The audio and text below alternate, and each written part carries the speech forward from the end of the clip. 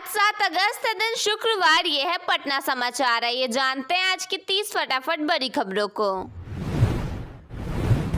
IGIMS में स्वास्थ्य मंत्री के दौरे के दौरान मरीजों के परिजनों ने उन्हें घेर लिया। परिजनों ने अस्पताल में दवा नहीं मिलने की शिकायत की, साथ ही लापरवाही और दलाली के आरोप भी लगाए गए हैं। इस दौरान एक युवक ने कहा कि उसकी मां बेड पर पड़े पड़े मर गई। स्वास्थ्य मंत्री यहां 5 नई सुविधाओं का उद्घाटन करने पहुंचे थे।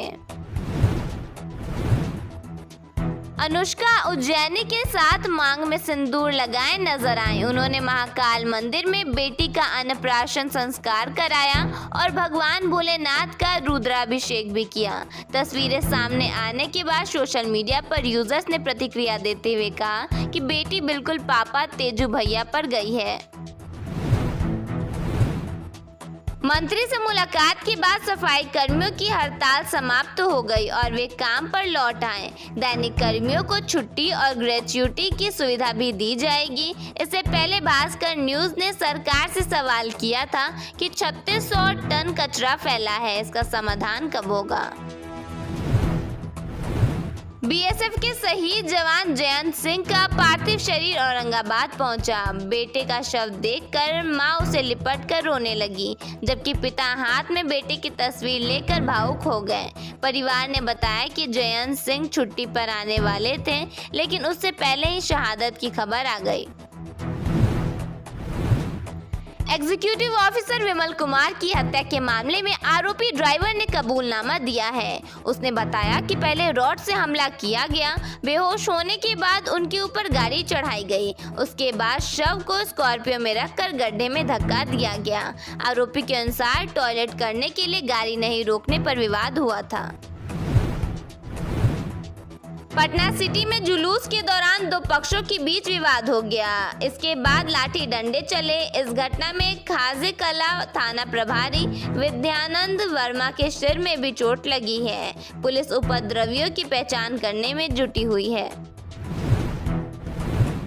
बंटी यादव हत्याकांड में आरोपी सोनू को 2 दिन की रिमांड पर लिया गया है। पूछताछ के दौरान उसने कहा कि वह केवल घटनास्थल पर मौजूद था। इसके अलावा मास्टरमाइंड समेत 3 आरोपी नेपाल भाग गए हैं। नालंदा में एक युवक ने कॉकरोच नाम से कैफे खोला है। उसने बताया कि इंस्टाग्राम पर रील्स देखने के दौरान उसे यह आइडिया आया। कैफे को ब्लैक थीम और आकर्षण इंटीरियर के साथ तैयार किया गया है, जहां सेल्फी पॉइंट भी बनाया गया है। मौसम विभाग ने बिहार के 15 जिलों में बारिश का अलर्ट जारी किया है। इसके अलावा राज्य के अन्य सभी जिलों में मौसम सामान्य रहने का अनुमान है। वहीं लोगों को उमस भरी गर्मी का सामना करना पड़ सकता है। बिहार सरकार ने राज्य के प्रमुख पर्यटन स्थलों के लिए हेलीकॉप्टर सेवा शुरू करने का फैसला लिया है। अब आप राजगीर, वाल्मीकि नगर और कैमूर स्थित महामुंडेश्वरी मंदिर का हवाई नज़ारा ले सकेंगे। यह सेवा हर शनिवार और रविवार को उपलब्ध होगी।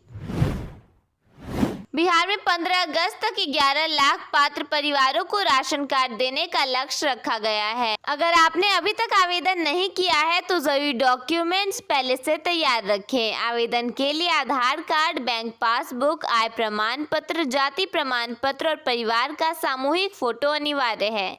आवेदन स्मार्ट पीडीएस पोर्टल के माध्यम से ऑनलाइन किया जा सकता है।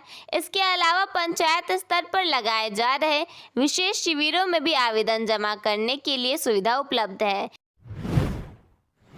बिहार राज्य पथ परिवहन निगम के बेरे में जल्द ही 549 नई बसें शामिल होंगी। यह बसें अंतर क्षेत्रीय और अंतर राज्य मार्गों पर चलेंगी। इसके साथ ही कुल बसों की संख्या 1500 से अधिक हो जाएगी। वर्तमान में निगम के पास 960 से अधिक बसें हैं। इनमें पीपीपी मोड में संचालित होने वाली बस भी शामिल हैं, जिससे रोजाना 1 लाख से अधिक यात्री सफर कर रहे हैं।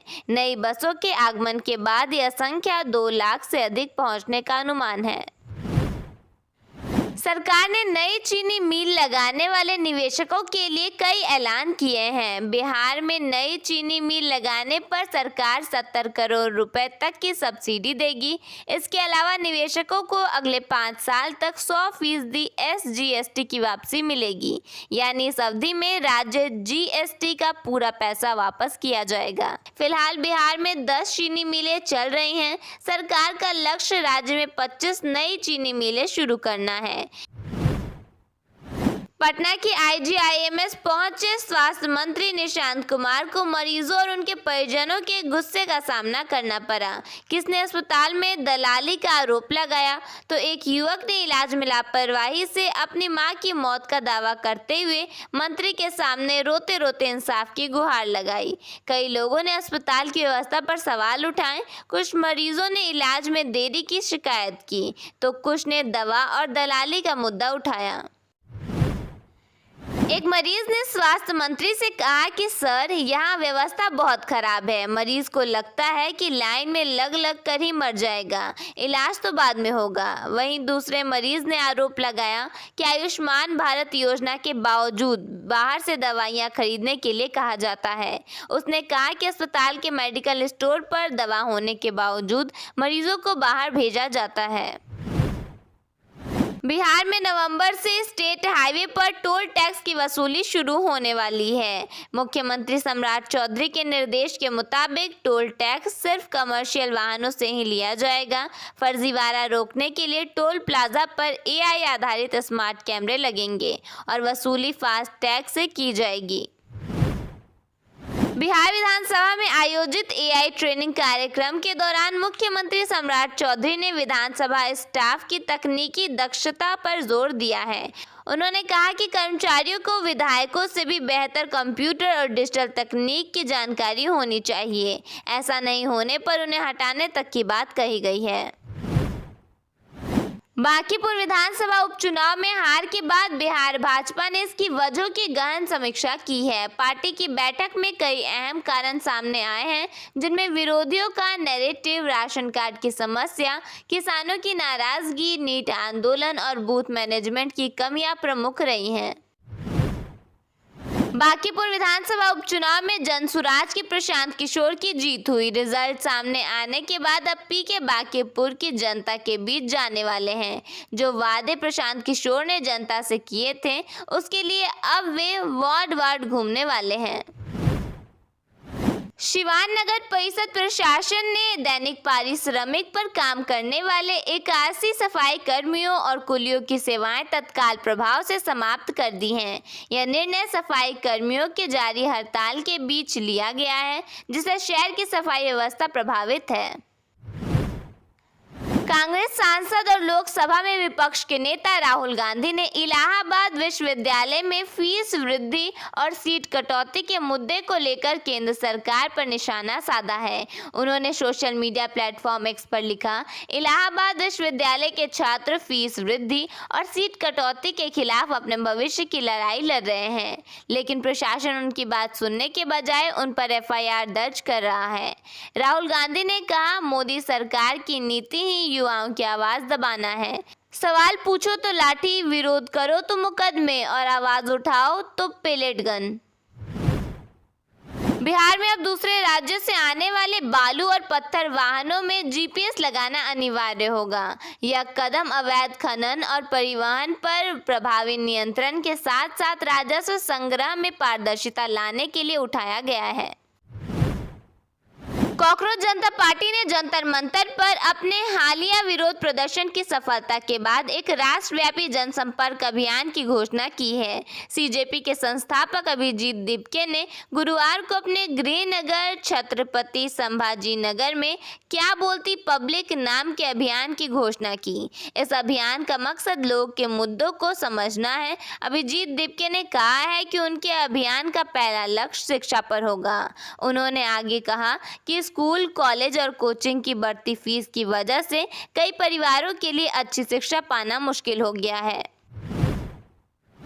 उन्होंने दावा किया कि देश के सभी संस्थानों के ऊपर देश का भरोसा कम होता जा रहा है और लोगों का गुस्सा बढ़ता जा रहा है। उन्होंने कहा, राजनीति की बात करें तो लोग कहते हैं कि हम सुबह किसी को एक पार्टी से चुनते हैं और शाम को वो किसी और पार्टी में होता है। सुबह हम एक सरकार के लिए वोट करते हैं और शाम को कोई और ही सरकार बन जाती है।